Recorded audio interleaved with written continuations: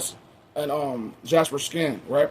Jasper stone skin. And you don't see us jet black, and you don't really see any so-called Europeans pure white. It's not realistic. Okay, they're more of a pinkish color. You know, shades of variants of pink, lighter to darker pink.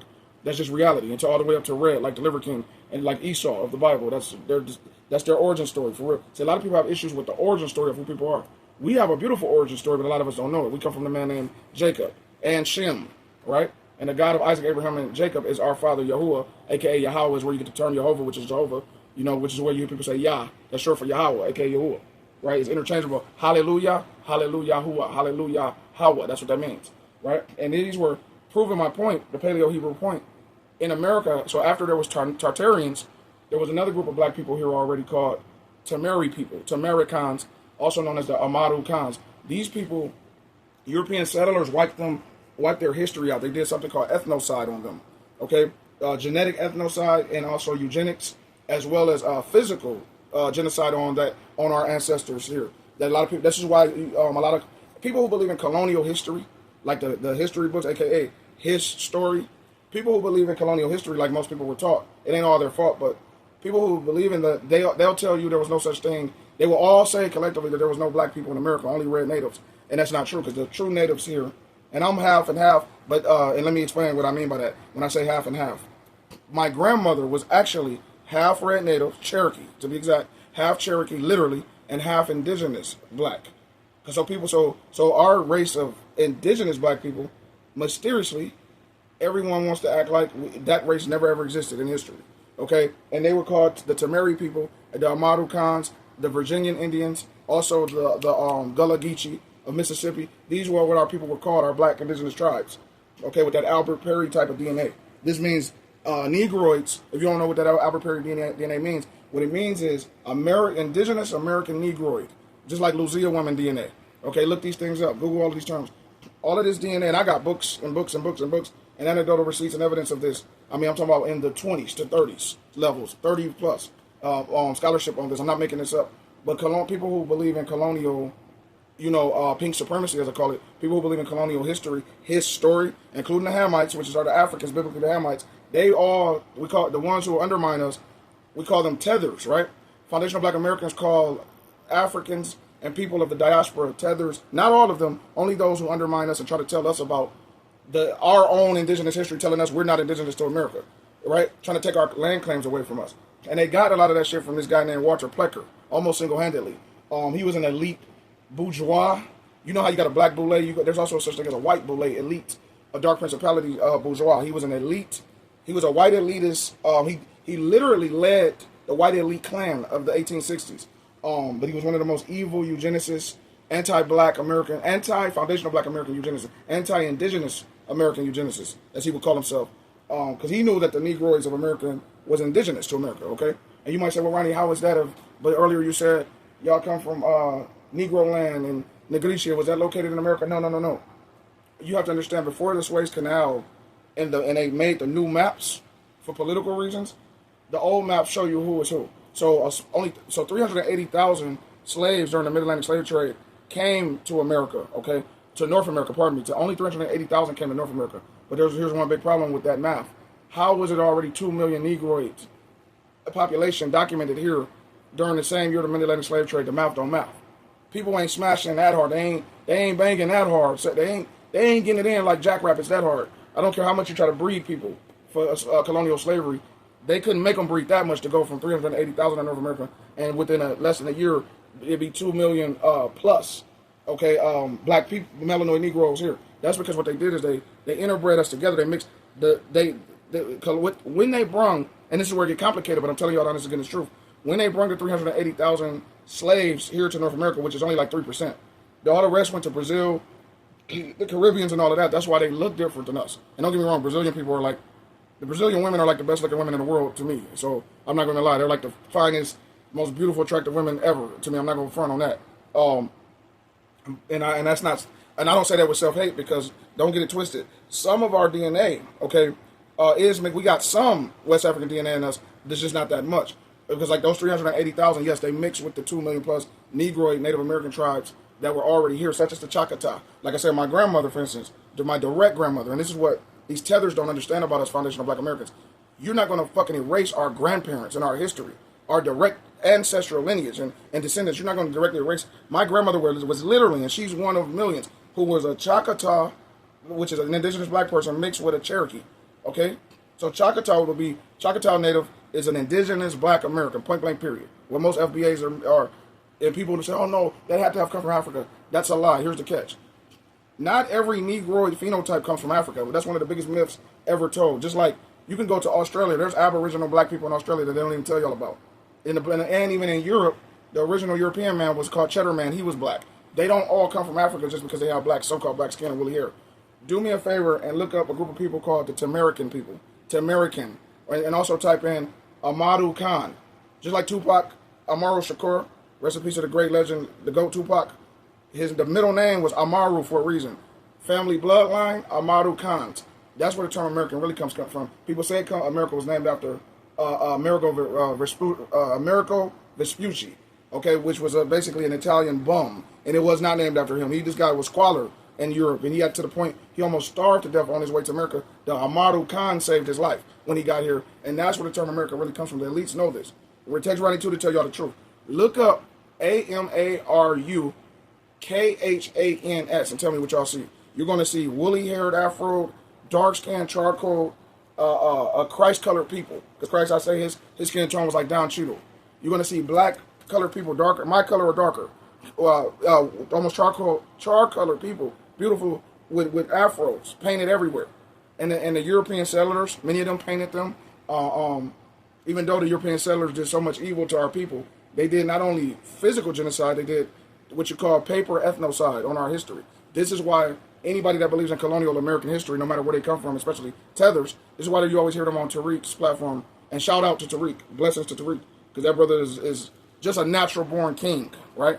Like he said, there's no leaders of a lineage, and I agree, ain't no leaders of the lineage. Foundational Black American comes from the term Native Black American, which Claude Anderson defined, but the reality is it just means indigenous Negroid American, because the world wants you to think it was no. How in the hell? Let me say this to y'all. Let me phrase it in this question. That's only Ronnie 2 can do. Ron Joshua James is only I can do. Let me phrase it to you this. How in the hell can a prototype in all of the world, including Asia, Malaysia, you name it, Portugal, everywhere, okay, anywhere in this world, okay, Africa, of course, which is a continent, but all over the world, Australia, Europe, all around the world, man, you name it, just in every country, every continent, except America. How in the hell could the Negroid be the original person everywhere else except America? What sense would that make? Rather than even Fiji, the Fijians, these people, you got melanated Negroid Fijians, bro. Negroid is a phenotype, okay? It's a phenotype, is what it is. It's not, and actually, to be honest with you, that's why they don't call Hamites, which is Africans, the N-word. They don't call Africans the N-word. No, I've heard Africans call us that. They don't consider themselves that, because the Africans are really not Negroid phenotype, contrary to popular belief. The Negroes of Negroland, Negritia, is the phenotype of us, okay? The Jews of antiquity, okay? Like what Christ was, woolly hair, okay? Like those dreadlocks you see brothers wear, beards, like how I wear dark skin, eyes of fire red eyes, that's and charred skin, red eyes, woolly hair. That's the Negro of America more so. Now you might say, well, what about Jamaica and this and that?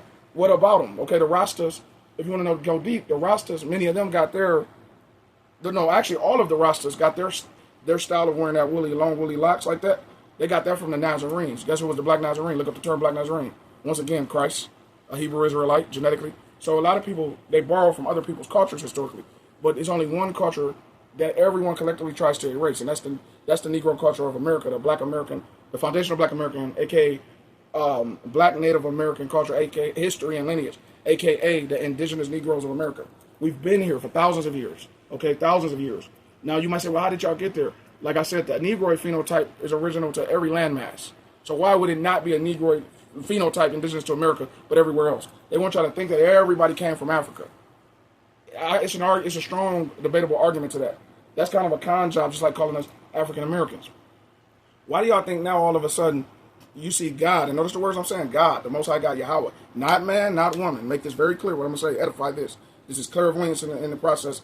Do you notice how God is giving judgments with the weather? Sundown towns are going under. Now that foundational Black Americans are claiming our lineage, seriously, in America and our ancestral roots, our ancestors are proud of us now, including the real Christ. Our ancestors are proud of us now. That's why you notice sundown towns are being flooded with water, with major rained out, major hurricanes, tsunamis. Everybody that is anti-foundational Black American, they are facing horrible cosmic retribution now, which is beautiful from the Most High God. It's all from God, and it's God's putting a stamp on it. Like that giant tree fell on a Confederate, the biggest Confederate museum in America. Giant tree fell on that and destroyed all of that. That was all God doing. He made lightning strike and made a big tree, destroyed the whole building. That whole entire building from a tree was destroyed.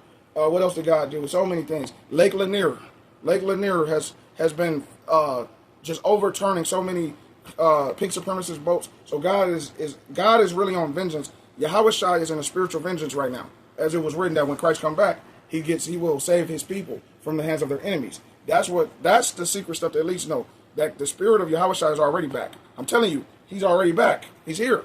He's here. Trust me. Christ is already back. That's why evil is just going through so much. Look at the situation with the plantation that mysteriously just from like a gust of wind, there was like a heat. What do you call it? It's like a dust storm, and then a gust of wind made a fire. You know what I'm saying? It just through dryness. That's all God. Anything you see with the weather, when the weather destroys anything, when the weather destroys homes, when the weather destroys cars, whenever you see the weather destroy anything, floods, just like the days of Noah, as it's written, that is God. That is Yahuwah's doing. That is not man doing that. Don't get me wrong. Man has certain cloud seeding abilities. You know, they can do small things with the weather. They can't do big things with the weather. No matter how demonic they are, they can only try to replicate and duplicate what God does, but they can't do the totality of what God can do. They can't do the Aurora Borealis, magnetic storms and stuff like that. They can study it. That's why they study everything that God actually does. Naturally, they try to study it. Who is they? They is dark principalities. Okay, at play. The same day that the Black Messiah, Yahushua HaMashiach, warned you about. The same day. It's the same day. Same day that unjustly kicked me off of YouTube, whoever they are, dark principalities. When people punish you for truth, they're a part of dark principalities, because the truth should never hurt the righteous. You see, because there's one with you. The truth is like the moon and the sun. You can only hide the truth for so long before it always reemerges, right? It would always reemerge and show itself. That's how the truth is like the moon, the sun, and a lion. A lion defends itself on its own in the wild. The truth is like that. The sun reveals itself. Behind the clouds, it will always outshine it and come back out, right? The moon will always illuminate itself, despite the dust in the air. That's how the truth is. So the truth will prevail. So the truth is coming out now that we are indigenous to America, not just to South America and all that. Black America, foundational Black Americans are indigenous to every landmass in America. Every part of the landmass in America we're indigenous to. Lucia woman look just like Tamika and Keisha right here today. Look up Lucia woman. And you best believe the pink supremacists, pseudoscientists, they hated to admit it. They dug up old bones. Why do you think they hate digging up old bones here in America? They go back thousands of years. They always reconstructing a Negro. Okay, every time. If they're honest, because they have to keep their integrity intact. And they try to, some of them, in this day and age. You think they're happy that it's Negroes, that their bones, when they get these fossils and they do carbon dating and they have to put melanated skin on that look like that? I'm telling you right now, if they reconstructed Christ's bones, he would look just like this right here, what's behind me. Trust me. You don't have to believe me, but I know what I'm talking about. Literally, he would be darker than y'all with Negro phenotypes like he had. That's why the Bible, Revelation 1-14, tell you what it tell you. They try to twist your head and tell you, oh no, that was him in an illuminated form, a glorified form. Ask yourself this: why would a man who's supposedly a whole nother race, as they would try to tell you, Middle Eastern, which no such thing even exists? Okay, before the Suez Canal, there was no such thing as the Middle East at all, at all. It was all considered Abyssinia, okay, and Al-Kebulon, which is the real name of so-called Africa. Okay, before a white woman named it Africa, a conquest, right? So when it was called Abyssinia, Al-Kebulon, okay, and the real Negro land was there, whereas the crown of Judah is at. You can look at the old map. The crown of Judah was located right in the middle of Negro land, Negritia, okay?